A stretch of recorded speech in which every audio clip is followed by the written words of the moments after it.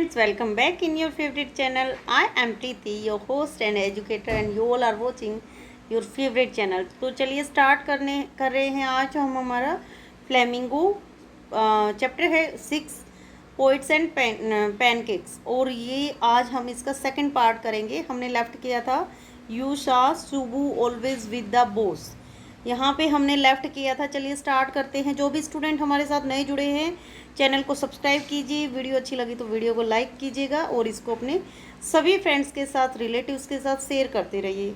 इसी से हमें मोटिवेशन मिलता है और आपको जो है चैनल सब्सक्राइब करने के बाद जो भी हमारी कमिंग वीडियोज़ हैं उनकी नोटिफिकेशन टाइम टू टाइम मिलती रहेगी। तो चलिए स्टार्ट करते हैं। यू सा Subbu always with the boss. तो हम जो है अब पढ़ रहे हैं नेक्स्ट कैरेक्टर। जो सुबू के बारे में हम पढ़ रहे थे उस दिन मेकअप डिपार्टमेंट में, जो कि हमेशा बॉस के साथ आपको कहीं ना कहीं दिखाई देगा, but in the attendance rolls. ये देखिए सभी डिपार्टमेंट में अटेंडेंस जरूर होती है, तो यहाँ पर जब अटेंडेंस रोल की बात की जाती है तो he was grouped under a department called the story department. मतलब उसका जो नाम आता है वो कहाँ पर आता है, स्टोरी डिपार्टमेंट के अंडर में आता है। और उस स्टोरी डिपार्टमेंट में और कौन कौन था, लॉयर यानी एक वकील था, and N assembly of writers and poets, यानी जिसमें पूरा एक ग्रुप था वकीलों का, और उसमें राइटर्स भी आते थे और पोइट्स भी आते थे, उनका पूरा एक ग्रुप आता था। तो उन्हीं में एक सुबू रहता था। And legal yes, the lawyer was also officially known as the legal adviser, यानी जो लॉयर्स थे वो क्या कहलाते थे ऑफिशियली, यानी उनको लीगल एडवाइज़र के तौर पे काम किया जाता था। वो काम करते थे वो एडवाइजिंग के लिए, but everybody refer to him as the opposite. लेकिन हर कोई उनसे जो है मतलब कानूनी सलाह लेने के लिए उनका इस्तेमाल किया जाता, स्पेशली उनकी जो पोस्टिंग थी कानूनी दाव पेचों के लिए की जाती थी, लेकिन सभी उनका जो है जिक्र इसके अपोजिट ही करते थे। An extremely talented actress, yes, an extremely talented actress. एक बार एक एक्सट्रीमली टैलेंटेड एक्ट्रेस के इन्होंने बताया है, who was also extremely temperamental. Temperamental क्या होता है, जिसको छोटी छोटी बातों पे गुस्सा आ जाता है उसको टेम्परामेंटल बोलते हैं। Once blew over on the sets, यानी एक बार की बात बता रहे हैं, एक एक्ट्रेस थी जो बहुत ही ज़्यादा गुस्से वाली थी, और अपने सेट पर यानी जहाँ रिकॉर्डिंग हो रही थी वहीं पर उसको बहुत ज़्यादा गुस्सा आ जाता है और वो सबके सामने ही चिल्लाना स्टार्ट कर देती है सेट पे ही। While everyone stood stunned, stunned का मतलब होता है बिल्कुल चुपचाप खड़े थे सभी वहाँ पर। The lawyer quietly switched on the recording equipment. देखिए लॉयर ने क्या किया, चुपचाप जाके जो रिकॉर्डिंग इक्विपमेंट था उसको स्टार्ट कर देता है, उनकी रिकॉर्डिंग स्टार्ट कर देता है।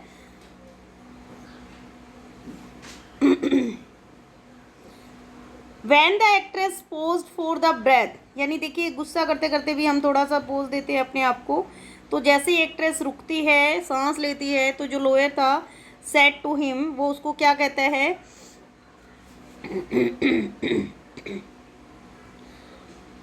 1 मिनट प्लीज, कहते हैं 1 मिनट रुकिए, and played back the recording, और जो उसने रिकॉर्डिंग की हुई थी उसको वो ऑन कर देता है। देयर वॉज नथिंग इंक्रीमिनेटिंग और अनमेंशनेबली फोल, फोल वैसे तो बुरा होता है, bad, about the actress tired against the producer. देखिए जब एकदम से पोज करता है वो तो वहाँ पर जैसे ही मतलब वो रिकॉर्डिंग चालू करता है, तो जो उस एक्ट्रेस ने बोला था गुस्से में, जो उसने सबके सामने बोलना स्टार्ट किया था, डायरेक्टर के भी अगेंस्ट बोल रही थी वो, और सभी के अगेंस्ट बोल रही थी, जो भी मतलब उसने किसी पे कोई ब्लेम नहीं किया था, लेकिन जो उसका नेचर था टेम्परामेंटल, एकदम से हैवी हो जाना किसी पर भी, वो नेचर उसको शो करने के लिए, उसको रियलाइज़ कराने के लिए जो है हमारे लॉयर थे उन्होंने रिकॉर्ड किया था इन सबको। लेकिन जब वो एक्ट्रेस अपनी ही आवाज़ को सुनती है तो उसकी एक भी आवाज़ आगे नहीं निकलती, वो एकदम से वहाँ पर स्टंड हो जाती है कि ये क्या हो गया। मतलब उसने जब अपनी ही बात को सुना तो वो स्टक डम हो जाती, डम मतलब गूंगा। A girl from the country side, यानी वो एक ऐसी लड़की थी जो गांव की रहने वाली थी, कंट्री साइड एरिया से आई थी वो.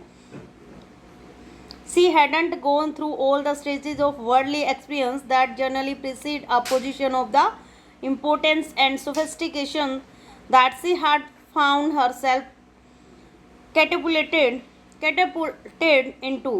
Yes, यानी वो गांव की रहने वाली लड़की थी और यहाँ जो है पूरी इस तरह की सोसाइटी के बारे में मतलब ज़्यादा नहीं जानती थी वो. मतलब जैसे आप सब जानते हैं कि इस तरह की जो दुनिया थी, बॉलीवुड की जो दुनिया होती है, कैमरे के सामने की जो लाइफ होती है, रियल लाइफ जिसको बोलते हैं, इस लाइफ में जाने के लिए बहुत ज़्यादा स्ट्रगल करना पड़ता है. तो उसने ये सब चीज़ें नहीं देखी थी पहले. उसका रीज़न क्या था, वो बहुत ही फास्ट उसने ग्रो किया था, बहुत ही स्पीडली उसकी जो है प्रोग्रेस हुई थी.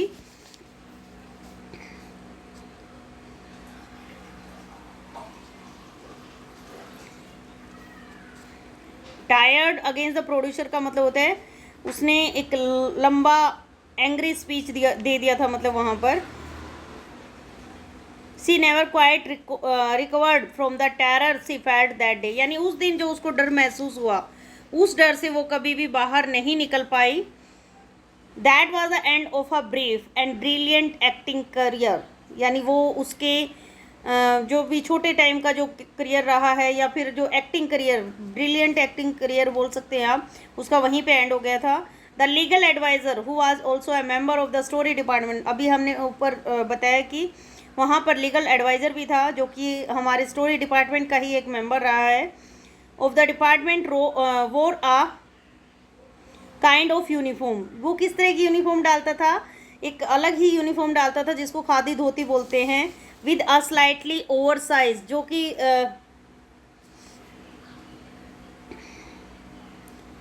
सॉरी वन लाइन स्किप हो गई यहाँ पर. The legal adviser who was also a member of the story department had unwittingly, unwittingly का क्या मतलब होता है, बिना चाहते हुए, brought about that sad end, यानी स्टोरी जो राइटर है हमारे उस स्टोरी डिपार्टमेंट में जो लीगल एडवाइज़र थे वो नहीं चाहते थे उसका इस तरीके से उसके करियर का एंड करना, लेकिन ना चाहते हुए भी ऐसा हुआ. जबकि जो every other member of department थे वो अ काइंड ऑफ यूनिफॉर्म, यहाँ पर बताया कि वो एक अलग तरह की यूनिफॉर्म डालते थे. खादी धोती, खादी धोती पहनते थे, पुराने टाइम की याद दिला दी इन्होंने. मतलब हमने पढ़ा है ऐसा कि ओल्ड टाइम में खादी धोती की ड्रेस डालते थे, ऊपर शर्ट डालते थे. तो जो लीगल एडवाइज़र थे वो पैंट्स, लेकिन हमारे लीगल एडवाइज़र पैंट डालते थे एंड टाई, और ऊपर टाई डालते थे. And sometimes a coat that look like a coat of mail, मतलब बहुत अच्छी उनकी ड्रेसिंग सेंस थी. वो ऊपर कोट भी डालते थे और टाई भी यूज़ करते थे. Often he looked alone and helpless, a man of cold logic in a crowd of dreamers, यानी बहुत बार वो अकेला भी महसूस करते थे.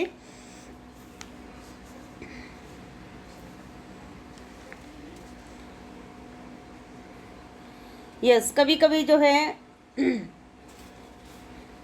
उनका जो कोट होता था वो इस तरीके से उनकी इमेज बनाता था कि ऐसा लगता था कि उन्होंने ऊपर से कोई मतलब क्राउड ऑफ ड्रीमर्स की अजीब ही उन्होंने कवच टाइप कुछ पहन लिया है. वो आम तौर पर मतलब अकेला लाचार अपने आप को पाते थे. The crowd of dreamers and a neutral man in an assembly of Gandhiites and khadis. अब ये गांधीज एंड खादीज का क्या मतलब है कि वो क्राउड में, यानी क्राउड यानी भीड़, यानी भीड़ कौन सी भीड़ की बात कर रहे हैं यहाँ, जेमिनी स्टूडियो. जेमिनी स्टूडियो में जो भीड़ लगी रहती थी लोगों की, वहाँ पर वो अपने आप को सपने देखने वाली भीड़ आती थी. वहाँ बहुत से लोग जो सपना लेकर आते थे जेमिनी स्टूडियो में, उन लोगों की भीड़ में वो अपने आप को बहुत बार गांधीवादी, गांधीटीज का मतलब होता है गांधीवादी, और खादीटीज का मतलब होते हैं खादीधारी, यानी खादी के कपड़े पहनने वाला, अपने आप को कई बार अकेले पाते थे उस भीड़ में. Like so many of those who were close to the boss, बहुत से लोग जो कि उनके बॉस के बहुत पास थे. He was allowed to produce a film, जिन लोगों को फिल्म प्रोड्यूस की भी मतलब अलाउड था उनको फिल्म कोई भी प्रोड्यूस करना। एंड दो a lot of roast and pancakes were used on it, not much came of the film. Then one day the boss closed down the story department, and this was perhaps the only instance in all human history where a lawyer lost his job because the poets were asked to go home. अब देखिए आगे क्या change आता है। मतलब जो भी लोग, बहुत से लोग थे जो कि उनके बॉस के पास थे, जिनको बहुत बार अलाउड हो जाता था कि वो भी फिल्म बना सकते हैं, जबकि बहुत सारा रोस्ट रोक यानी कच्चा माल होता था या फिर पैनकेक वहाँ पर इस्तेमाल किया जाता था, वर यूज्ड ऑन इट, इस काम में। और बहुत बार इस तरह की केम टू द फिल्म कि इनका मतलब कुछ ज़्यादा बेनिफिट उनको नहीं मिलता था ये सब करने के बाद भी। फिर एक दिन क्या होता है, जो बॉस हैं वो क्लोज कर देते हैं स्टोरी डिपार्टमेंट को, यानी उन्हें लगता है कि स्टोरी डिपार्टमेंट का कुछ ज़्यादा इस्तेमाल नहीं हो रहा है और यूजलेस है ये हमारे लिए, तो वो स्टोरी डिपार्टमेंट को बंद कर देते हैं और जो लॉयर्स थे वो अपनी जॉब खो देते हैं और पोइट्स जो थे उनको घर जाने के लिए बोल दिया जाता है, यानी एक तरह से कवियों की और वकीलों की नौकरी चली जाती है। अब आता है Gemini studio was the favourite haunt of poets. Haunt क्या होता है? हॉन्ट मीन्स एक ऐसी जगह पर, एक ऐसा प्लेस जहाँ पर लोगों का आना जाना लगा रहता है। Haunt the favourite was the favourite haunt of poets, बहुत सारे कवियों का एक मेन अड्डा बोल सकते हैं आप, मेन प्लेस था, बन चुका था जेमिनी स्टूडियो। और इसमें कौन कौन से पोइट आते थे हमारे पास? S.D.S. योगियार, संगू सुब्रहाश्यम, कृष्ण शास्त्री एंड हरिंदर नाथ चट्टोपाध्याय, ये महान कवि हैं, कुछ जिनके नेम अभी लिए गए हैं। It had an excellent mess which, देखिए मैस यहाँ पर है कैंटीन टाइप कुछ एरिया होता है जहाँ पर खाने पीने की व्यवस्था की जाती है। तो जो ये जेमिनी स्टूडियो में एक ऐसा प्लेस था इन सब कवियों के लिए जहाँ पर इनको इनकी पसंदीदा सप्लाई की जाती थी कॉफ़ी, यानी इन लोगों को जो कॉफ़ी पसंद थी वो स्पेशली यहाँ पर ऑफ़र की जाती थी, सबको मिल जाती थी easily at all times of the day, यानी दिन में आप किसी टाइम भी ले सकते हैं उस कॉफ़ी को। And for most of the night, और ज़्यादातर रात के समय भी आपको वो फेवरेट कॉफ़ी इनको मिल जाती थी। Those were the days when Congress rule mean prohibition and meeting over a cup of coffee, यानी ये उस समय की बात है जब कांग्रेस राज था और उन्होंने कॉफ़ी के लिए भी, एक कप कॉफ़ी के लिए भी लोग जब गैदर होते थे ना इधर उधर एंटरटेनमेंट के लिए, तो उस बात पे भी रोक टोक लगी हुई थी।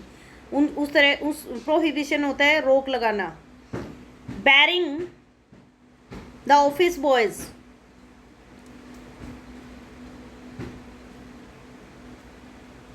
Bearing the office boys and the couple of clerk. Couple of clerk का मतलब होता है कि क्लर्क, बहुत सारे क्लर्क, मतलब एक दो तीन जितने भी हो सकते हैं वहाँ पर काम करने वाले, कपल ऑफ क्लर्क्स जो भी हैं, और ऑफिस बॉयज़। बैरिंग होता है रोकना, कई जगह बैरिंग यूज़ किए जाते हैं ना रोकने के लिए।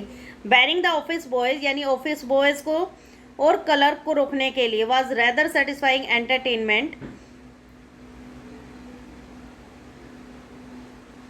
मतलब उन लोगों को यहाँ पर एंटरटेनमेंट के लिए रोका गया था।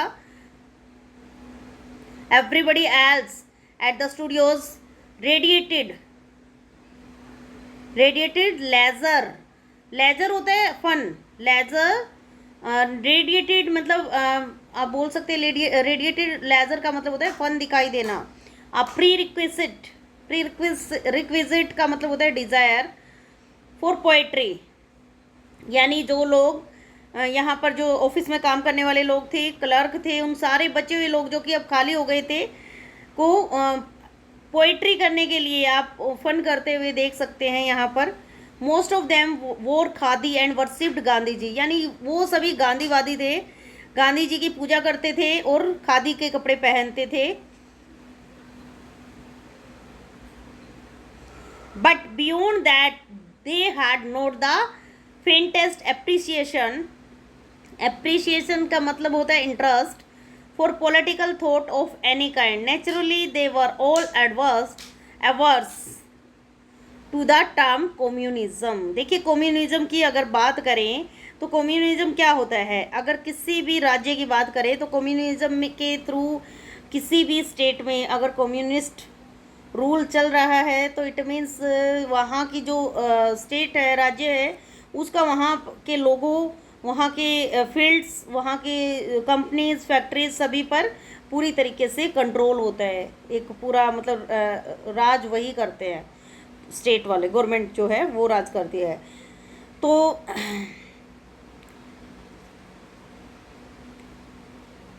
यस, गांधी जी की वो लोग पूजा करते थे और आगे वो किसी भी तरह के राजनीतिक विचारों से मतलब वो सेटिस्फाई नहीं होते थे, मतलब उनसे वो कोई लिंक नहीं रखते थे। Naturally they were all averse to the term communism, यानी एक तरह से वो कम्युनिज्म के अगेंस्ट थे। क्यों अगेंस्ट थे? A communist was a godless man. Communist मतलब एक सामंतवाद बोल सकते हैं आप, साम्यवाद, यानी जिस जो भी मैंने बताया कि पूरा जो गवर्नमेंट है वो हर तरीके के प्रॉपर्टी पर अपना खुद का राइट समझती है। तो कम्युनिस्ट जो है एक तरह से गॉडलेस मैन बोल सकते हैं आप, कि उनके अंदर किसी भी तरह का जो है भगवान पर भरोसा नहीं रखते हैं वो लोग। He had no filial and conjugal love. देखिए फिलियल होता है पेरेंट्स और बच्चों के लिए, यानी चिल्ड्रन और पेरेंट्स के बीच का जो रिलेशनशिप होता है that is filial, and conjugal होता है हस्बैंड वाइफ का relationship, love. He had no compunction क्या होता है, यानी फीलिंग ऑफ गिल्ट, मतलब किसी काम को करके आपको जो गिल्टी फील होना, दैट इज कंपंक्शन।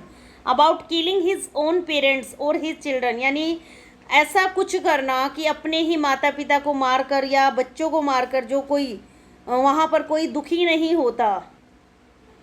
यानी कम्युनिस्ट का मतलब उन्होंने बताया है ये कि कम्युनिस्ट है क्या उनके according.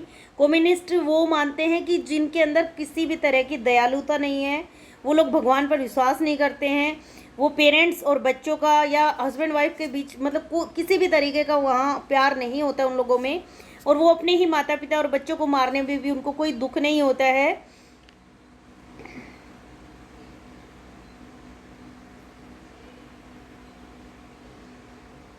He was always out to cause and spread unrest and violence, यानी वो लोग हमेशा अशांति और अहिंसा फैलाते हैं among innocent and ignorant people, यानी भोले भाले लोगों के बीच में, और इग्नोरेंट यानी अज्ञानी लोगों के बीच में ऐसी द्वेष भावना फैलाते हैं वो।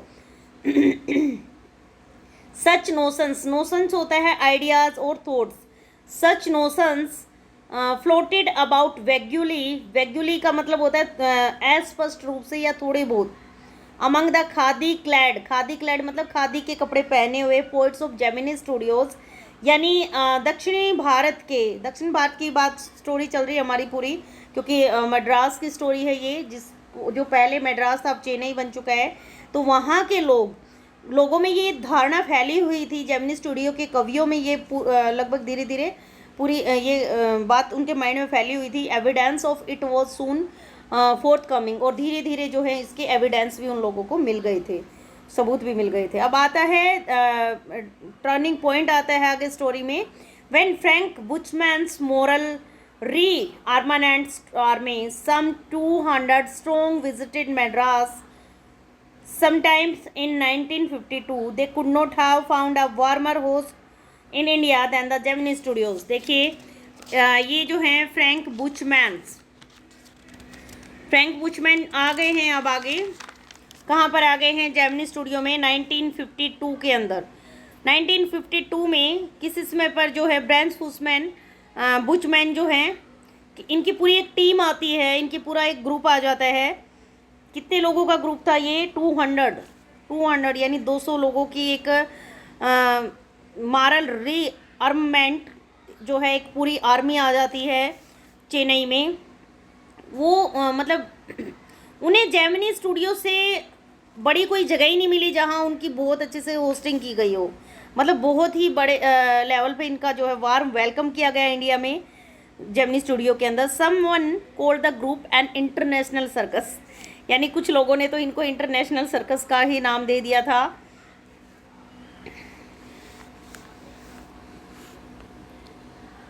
They weren't very good on the trapeze and their acquaintance with animals was only at the dinner table।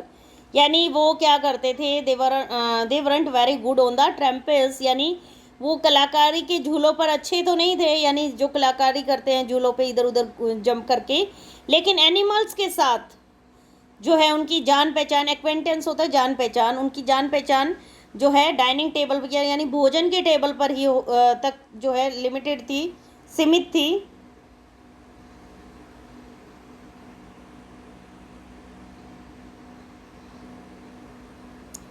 But they presented 2 plays in a most professional manner. उन्होंने जो है 2 प्ले बहुत ही प्रोफेशनल तरीके से पेश किए।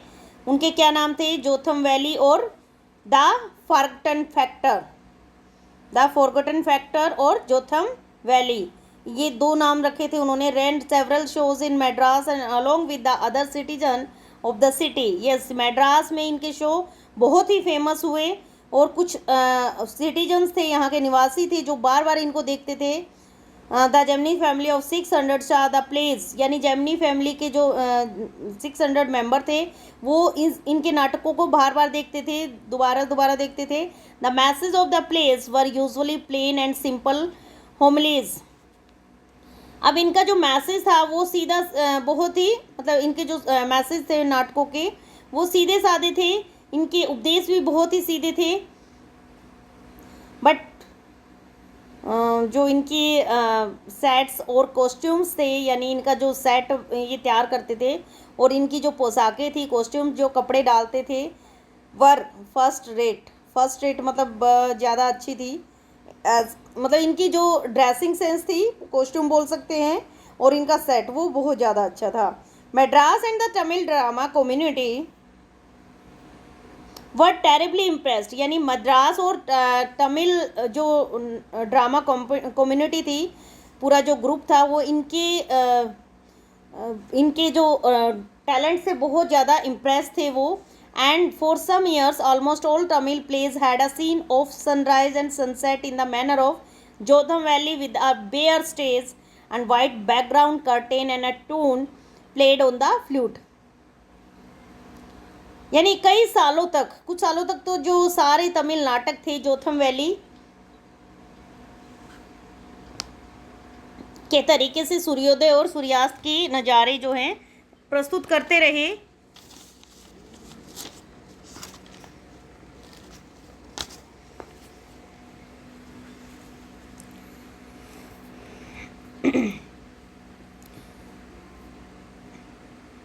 With a rare stage a white background curtain, और इनकी जो बैकग्राउंड में कर्टेन होता था वो वाइट कलर का होता था।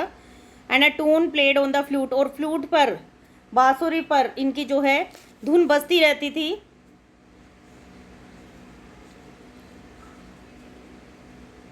सूर्योदय का और सूर्यास्त का इन्होंने अलग अलग सीन क्रिएट किया, अलग अलग नज़ारे ये लोग जो हैं दिखाते रहते थे। इनका जब मतलब खाली मंच होता था तो वो पीछे सफ़ेद कलर के कर्टेन से ये लोग कवर कर देते थे और बहुत अच्छे से बांसुरी को बजाते हुए, फ्लूट को बजाते हुए वो उसको स्टार्ट करते थे। कुछ सालों के बाद मुझे मालूम हुआ कि MRA एक तरह का अंतर्राष्ट्रीय कम्युनिस्ट विरोधी आंदोलन था और जो मिस्टर वासन थे, जैसे मद्रास के बड़े बड़े आदमी, उनके हाथों खेल गए थे। MRA और no MRA, international communism and no international communism, यानी एक बहुत ही बड़े लेवल का ये कम्युनिज्म था। और जो स्टाफ और जेमिनी स्टूडियो थे वो बहुत ही अच्छे तरीके से इनके जो है हाथों से खेलते रहे, कठपुतली बनकर at least 20 nationalities. It was such a change from the usual collection of crowd players waiting to be slapped with thick layers of makeup by the office boy in the makeup department। यहाँ पर देखिए पूरी जो story है इसमें कारकश use हुआ है, हर जगह व्यंग्यात्मक यूज़ किया गया है। जो राइटर है उसने भर भर के जो है व्यंग्य कसे हैं पूरे हमारे एक एक पॉइंट में, एक एक डेफिनेशन के अंदर। तो यहाँ पर वो फिर से बता रहे हैं कि जेमिनी स्टूडियो के जो वर्कर्स थे वो 20 देशों के हर रंग और आकार को 200 लोगों का जो मतलब एक साथ वेलकम कर सकते थे, उस तरीके से उन्होंने एक साथ समय बिताया। और जो उनकी क्राउड थी, collection of crowd places waiting to be slapped with thick layers, यानी यहाँ पर जो मेकअप का डिपार्टमेंट था उसके जो लड़के जो कि मेकअप करते थे वो मोटी मोटी परतों से जो है उनको पेंट करते थे और बहुत ही अच्छे से वो उनके अंदर ऑफिस बॉय जो है उनके अंदर चेंज लेकर आता था। अ फ्यू मंथ्स लेटर, कुछ महीनों के बाद, जो टेलीफोन लाइंस हैं of the big bosses of Madras buzzed, यानी कुछ महीनों के बाद मद्रास के बड़े लोगों की टेलीफोन लाइनें लगाई गई यहाँ पर। बज्ड मीन्स बजाना होता है, खड़काने लगी थी। And once again at Gemini Studio, और दोबारा से एक बार फिर से Gemini Studio cleared a whole shooting stage to welcome another visitor. अब एक बार फिर से एक और विजिटर यहाँ पर आता है जिसका जेमिनी स्टूडियो बड़े ही जोरों शोरों से वेलकम करते हैं। और वो कौन था? All this add was that he was a poet from England. सभी ने कहा कि ये एक इंग्लैंड से आया हुआ पोइट है। And the only poets from England the simple Gemini staff new और हार्ड ऑफ वर्ड्सवर्थ और टेनिसन, यानी जेमिनी स्टूडियो के जो लोग थे सीधे साधे, उन्होंने जिन भी ज़्यादातर जिन पोइट और राइटर्स के बारे में सुना था उनमें फेमस नेम थे विलियम वर्ड्सवर्थ और टेनिसन। वो लोग ज़्यादा पढ़े लिखे नहीं थे, उन्हें जॉन केट्स, सैली, बायरन इनका पता था, और एक दो ने तो किसी इलियट के बारे में भी थोड़ा बहुत सुना हुआ था। तो जेमिनी स्टूडियो में अब कौन सा नया पोइट आ रहा है? वह कोई पोइट नहीं है या कोई एक डायरेक्टर है, ही इज़ एन एडिटर या कोई एडिटर है वो। That's why the boss is giving him a big reception. मतलब ये अभी तक सभी के लिए एक मिस्ट्री बनी हुई थी, और इसीलिए जो जेमिनी स्टूडियो के बॉस थे वो एक बड़ा रिसेप्शन उनके लिए क्रिएट करते हैं, यानी एक बहुत ही बड़े लेवल पे उनका स्वागत किया गया।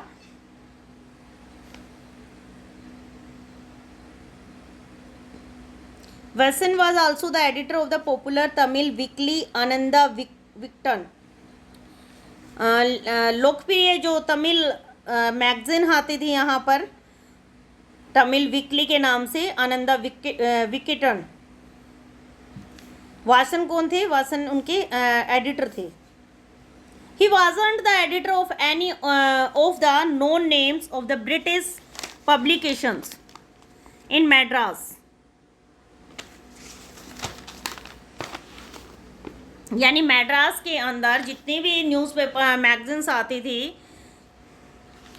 जिन ब्रिटिश मैगजीन्स के नाम मद्रास में मालूम थे, उन्होंने जेमिनी स्टूडियो में उन सब के बारे में मतलब जेमिनी स्टूडियो को पता था। That is those known at the Gemini studio since the top man of the Hindu were taking the initiative. The Hindu is the name of a newspaper. तो द हिंदू के जो आगे बड़े जो पर्सन्स थे, जो मेन लोग थे, उन्होंने जो है स्पेशली इनका वेलकम किया। अब आइडिया क्या लगाया था उन्होंने? सरमाइज was that the poet was the editor of a daily. उन्हें लग रहा था कि जो नया पोइट आ रहा है यहाँ पर वो कौन है? वो एक एडिटर है किसी न्यूज़पेपर का, but not from the Manchester guardian और द लंदन टाइम्स। मतलब मैनचेस्टर गार्डियन और लंदन टाइम्स का नहीं था। That was all that even the most well informed among us new. हम में से सबसे ज़्यादा जानकारी रखने वालों में भी सिर्फ इतना ही मालूम था उन्हें कि वो किस न्यूज़पेपर के हेड हैं, किसी न्यूज़पेपर के एडिटर हैं या नहीं हैं। At last around 4 in the afternoon, आखिर में जो है लगभग 4 o'clock के बाद की बात है, दोपहर बाद, द पोइट और द एडिटर, यानी वो पोइट है या एडिटर है, अराइव्ड, आ जाते हैं। मतलब अभी तक ये मिस्ट्री है सबके लिए कि वो पोइट है या एडिटर है, किसी को नहीं पता है। He was a tall man, वो एक लंबे से आदमी थे। वेरी इंग्लिश, बहुत अच्छी इंग्लिश बोलते थे। वेरी सीरियस, बहुत ही गंभीर थे। And of course very unknown to all of us, और हम सब से वो अननोन ही थे। Battling with half a dozen, आधा दर्जन, battling with half a dozen pedestal fans on the shooting stage, यानी आधा दर्जन जो जेमिनी पंखे वहाँ पर शूटिंग पर चल रहे थे, वहाँ पर जो उनके बॉस हैं, boss read out a long speech. वहाँ पर बॉस ने उनके वेलकम के लिए बहुत अच्छा स्पीच दिया। It was obvious that he too knew precious little about the poet. मतलब ये तो क्लियर था कि उन्हें भी ज़्यादा कुछ पता नहीं है इनके बारे में, बहुत ही कम नॉलेज थी उनको भी। एडिटर है या पोइट है कुछ भी कंफर्म नहीं था। The speech was all in the most general terms, but here and there it was peppered with words like freedom and democracy. उन्होंने ज़्यादा हैरान और जो है सबको, मतलब यहाँ पर सभी जो है सरप्राइज थे उनकी स्पीच को सुनकर, जितनी भी ऑडियंस यहाँ पर बैठी हुई थी। देन द पोइट स्पोक, और मतलब सब लोग समझ ही नहीं पा रहे थे कि वो उनके वेलकम में बोल क्या रहे हैं। उनके काफ़ी सारे वर्ड्स ऐसे उन्होंने यूज़ किए थे जिनको लोग, जो मतलब लोगों के ऊपर से जा रहे थे, उनको कुछ भी समझ नहीं आ रहा था।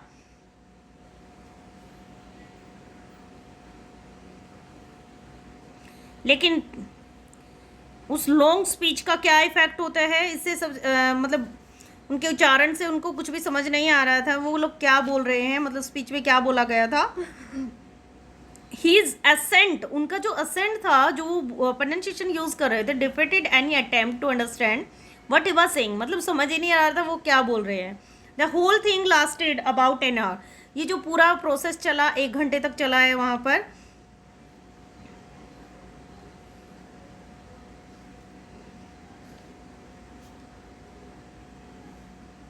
देन द पोइट लेफ्ट, और उसके बाद पोइट चले जाते हैं। We all disperse in utter bafflement, what are we doing. हम मतलब सब हैरान थे, हमें क्या करना है, हम क्या कर रहे हैं। What is an English poet doing in a film studio, कि एक इंग्लिश पोइट वहाँ पर आया है, उसका फिल्म स्टूडियो में क्या काम है। इस बात को लेकर सभी हैरान थे। Which makes Tamil films for the simplest sort of people. क्या वो मतलब तमिल फिल्म बनाएगा आम लोगों के लिए। People whose life list afforded them the possibility of cultivating a taste for English poetry. The poet looked pretty baffled too, for he too must have felt the sheer incongruity of his talk about the thrills and travels of English poet. His visit remained an unexplained mystery. यानी जो उनकी जो यात्रा थी Gemini studio में, वो सब लोगों के लिए एक मिस्ट्री बनकर रह गई थी। सभी लोग हैरान थे कि एक इंग्लिश पोइट का यहाँ पर क्या काम है। उनके लाइफ में लोग जो है इंग्लिश पोइट्री में ज़्यादा इंटरेस्ट नहीं लेते थे उस समय पे, और जो हमारे पोइट हैं वो भी हैरान थे, क्योंकि उसने भी ऐसा एक्सपीरियंस किया था कि जो इंग्लिश पोइट थे वो अपनी जो भी उनका जो पेन है या फीलिंग्स हैं वो उसको बताने में, एक्सप्लेन करने में थोड़ा सा असमर्थ थे उस समय पे। द ग्रेट प्रोज राइटर्स, देखिए प्रोज राइटर्स क्या होते हैं। प्रोज मतलब पोइट्री से अलग हट के थोड़ी सी राइटिंग करना, that is prose writers. The great prose writers of the world may not admit it,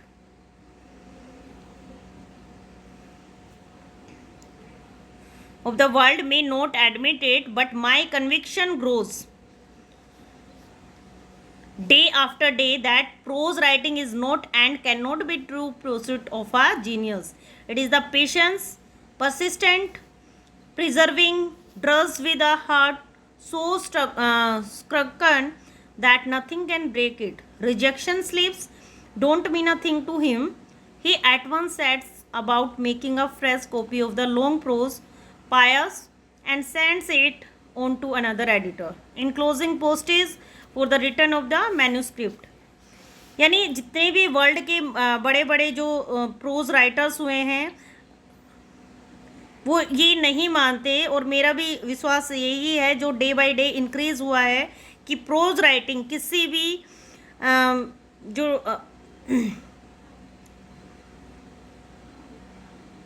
किसी जीनियस पर्सन के लिए, मतलब उनका प्रोज राइटिंग जो है इस तरह के जीनियस पर्सन का प्रोफेसर नहीं हो सकते।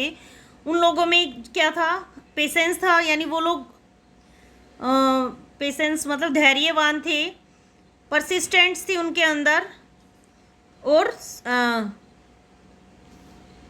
प्रेजर्विंग ड्रग्स यानी वो बहुत ज़्यादा मेहनती थे, एक तरह से बैल की तरह मेहनत कर सकते थे। विद अ हार्ट सो स्ट्रकन, जिसका दिल जो है बिल्कुल सिकुड़ गया था और कुछ भी वो तोड़ सकता था। यानी रिजेक्शन की स्लिप्स जो है mean a thing to him, एक तरह से उनको बार बार रिजेक्शन मिल रहा था, जिसकी वजह से उनका अपना कोई इम्पोर्टेंस नहीं था। लंबे प्रोज राइटिंग, यानी नकल कर बार बार जो है वो प्रोज राइटिंग कर रहे थे लंबे समय से। Long prose pieces and send it to another editor, यानी एक के बाद एक वो अलग अलग राइट एडिटर के पास इसको पोस्ट कर रहे थे for the return of manuscript, और बदले में उनको जो है उन्हीं की लिखी हुई मैन्यूस्क्रिप्ट जो है रिटर्न कर दी जाती थी। ऐसे लोगों के लिए एक घोषणा छपी हुई थी द इनकाउंटर नाम की एक ब्रिटिश मैगजीन के अंदर। वो लोग एक जो है द हिंदू के नाम से पब्लिश हुई थी in a tiny announcement in an insignificant corner of an unimportant page. Unimportant page के ऊपर ही इस तरीके की एक छोटी सी एड उन्होंने दी थी। द इनकाउंटर, यानी जेमिनी स्टूडियो के जो बड़े बड़े दिग्गज विद्वान लोग थे वो उन सब के लिए एक जानी पहचानी चीज़ नहीं थी। मैन्यूस्क्रिप्ट होता है हाथ से लिखा हुआ। मैन्यूस्क्रिप्ट जो है इंग्लैंड में भेजना, इंग्लैंड पर अच्छा खासा खर्च करने से पहले वो उस मैगजीन में कुछ जो है उसके बारे में डिटेल लेना चाहते थे, और जो ब्रिटिश काउंसिल लाइब्रेरी के अंदर एंटर करना, उन दिनों कोई लंबे चौड़े सूचना पट नहीं होते थे वहाँ पर एंटर करने के लिए, जिससे आपको लगे कि आप किसी प्रोहिबिटेड एरिया में जा रहे हैं। वहाँ पर द इनकाउंटर की जो है बहुत सारी कॉपीज़ अलग अलग कंडीशन में आप देख सकते थे। लेकिन जैसे तैसे जो भी रीडर थे उन्होंने इसको टच भी नहीं किया था, उनकी जो मैन्यूस्क्रिप्ट थी उसको टच भी नहीं किया था। मैंने जब वहाँ एडिटर का नाम पढ़ा तो उनका जो बताया ना सिकुड़ा हुआ दिल था, उसमें एकदम से जो है बेल बजनी स्टार्ट हो जाती है। यही वो पोइट था जो जेमिनी स्टूडियो में आया था। यानी अभी हमने पीछे पढ़ा था जेमिनी स्टूडियो में जो एक पोइट आया था। मुझे ऐसा लगा कि बहुत समय से जो है उनका जो बिछड़ा हुआ भाई था वो अचानक से आज उनको मिल जाता है। I felt like I found a long lost brother and I sing as I sealed the envelope and wrote out his address. उन्होंने वहाँ पर जो है सील्ड एनवलप रखा हुआ था, उसको वो देखते हैं, उस पर जो एड्रेस लिखा हुआ था। I felt that he too would be singing the same song, और मुझे ऐसा लगा कि वो भी सेम ही सॉन्ग सिंगिंग कर रहा है। सेम समय पर long lost brothers of Indian films discover each other by singing the same song in the first reel and in the final reel of the film। यानी जो इंडियंस मूवीज़ में आपने देखा है कि जो दो बिछड़े हुए भाई होते हैं वो अपनी फर्स्ट और लास्ट रील में सेम गाना गा के एक दूसरे को ढूंढते हैं, इस तरीके का सीन उस टाइम पे क्रिएट किया जाता। तो स्टीफन यही उसका नाम था। स्टीफन स्पेंडर आए थे, that was his name. And years later, और सालों के बाद, when I was out of Gemini studio and I had much time but not much money. काफ़ी सालों के बाद की बात है ये, जब मैं जेमिनी स्टूडियो से बाहर था, मेरे पास समय था लेकिन पैसा नहीं था। Anything at a reduce price attracted my attention, यानी प्राइस घटाकर कोई भी मेरे अटेंशन को अट्रैक्ट कर सकता था। On the footpath in front of the Madras Mount Road post office there was a pile of brand new books for 50 paise each. Actually they were copies of the same book, an elegant paperback of American origin, special low priced student edition in connection with the 15th century of Russian Revolution। यानी कुछ सालों के बाद जब मैंने Gemini studio जो है लगभग छोड़ दिया था और मेरे पास अब समय था लेकिन पैसा नहीं था, तो कम ही प्राइस पर कोई भी मेरे जो ध्यान को अट्रैक्ट कर सकता था। मद्रास माउंट रोड पोस्ट ऑफिस के बिल्कुल सामने उसके पास बुक्स का ढेर पड़ा हुआ था, जो कि वो 50 पैसे में उसने प्राइस रखा हुआ था अपनी बुक्स का। रियल में ये एक जो है एक कॉपी थी उसकी बुक की, और अमेरिकन लो प्राइस पर वो इसको सेल कर रहा था in connection with the 15th anniversary of the Russian revolution. I paid 50 पैसे and picked up a copy of the book. यानी यहाँ पर राइटर बताता है कि उसने 50 पैसे पे किया और एक बुक खरीदी रूस की क्रांति के बारे में, उसकी रूस की रेवोल्यूशन जो है, रसिया रेवोल्यूशन के बारे में, उसकी 15th एनिवर्सरी के मौके पर। अब वो 50 पैसे के बदले God that failed, the God that failed के नाम से उस बुक को खरीदता है। उसने एक कॉपी उठाई वहाँ से। And 6 eminent man of letters in 6 separate essays describe their journey into communism and their disillusioned return. Andrew Gide. अब देखिए वहाँ पर जो है वो बताता है कि 6 जो हैं बड़े फेमस एमिनेंट मैन थे, एमिनेंट मतलब विद्वान लोग, जिनमें लिखा हुआ था कि अलग अलग नेम लिखे हुए थे।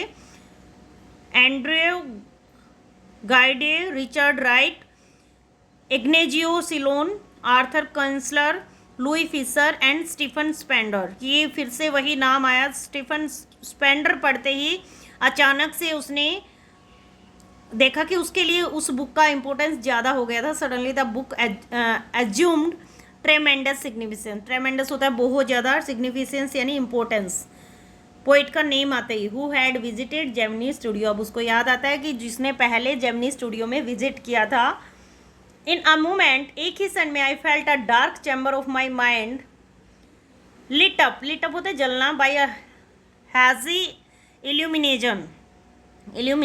The recreation to Stephen Spender at Gemini Studio was no longer a mystery.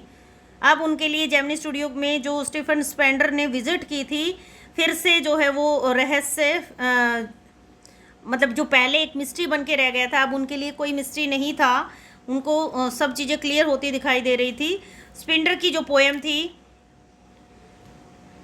The boss of the Gemini Studio may not have much to do with Spender's poetry. जो बॉस थे हमारे,